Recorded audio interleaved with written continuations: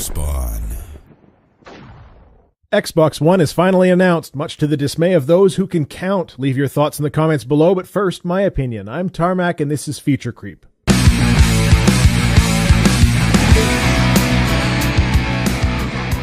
I watched the full Xbox One reveal stream and had plenty of oddball thoughts throughout. I'll try to condense them into this short video and hopefully I can do them justice. The first big one was poor Nintendo had better get Pikmin 3 out in a hurry. The second was, why are we listening to sports stars during a game console reveal? It's clear that Microsoft isn't making the new Xbox for gamers. Gamers will be a component of its full capability, but the device is designed to be much more of a media box that can do TV, movies, music, as well as games, but with a much more streamlined interface geared towards the entertainment factor, kind of like, PC running Windows 8, except without the ability to upgrade the device later on.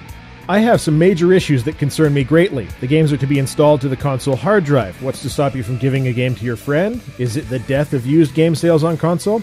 Microsoft Corporate Vice President Phil Harrison confirmed that taking the disc to a friend's house would require the online purchase of the full version of the game. It turns out that my suspicion over EA discontinuing the online pass was entirely correct.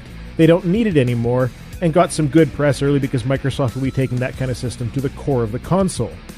Phil went on to say that they intend to have a way to trade your games online. Goodbye GameStop, goodbye sharing your video games with friends.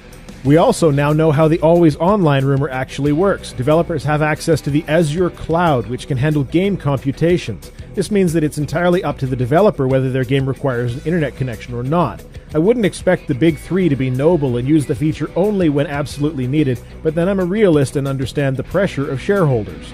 The console won't be backwards compatible, but knowing the difficulties of designing for old architecture, I'm not really too surprised or terribly disappointed about that part. And isn't anyone else even a little unsettled by the idea that the console will recognize you personally when you pick up the controller and turn it on? I mean, I get that we're not dealing with Space Odyssey type issues here, but is it really necessary to force a feature like that on the consumer? Although, if little David is grounded and you set the console to not work for him with the parental controls, wouldn't it be cool if when he turned it on and tried to play it actually said, "I'm sorry, Dave. I'm afraid I can't do that." Why the console won't function at all without the Kinect hooked up does seem to lack a semblance of logic, though. Exactly why is always-on motion tracking required to sit on a couch and play games or watch movies? I can't think of a reason other than to give developers a reason to waste valuable man-hours making features that use the stupid thing.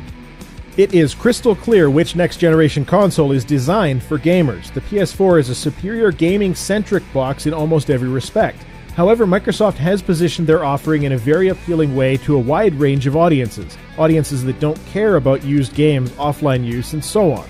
And there's the rub. Which console do you want to buy? The one that does everything okay or the one that does gaming really well? I'm no PlayStation fanboy, being primarily a PC gamer myself, but I can tell you that there's a really good chance for the PS4 to be in my living room. Not so sure on the Xbox One. I simply don't agree with the lockdown nature of everything that they're pulling here.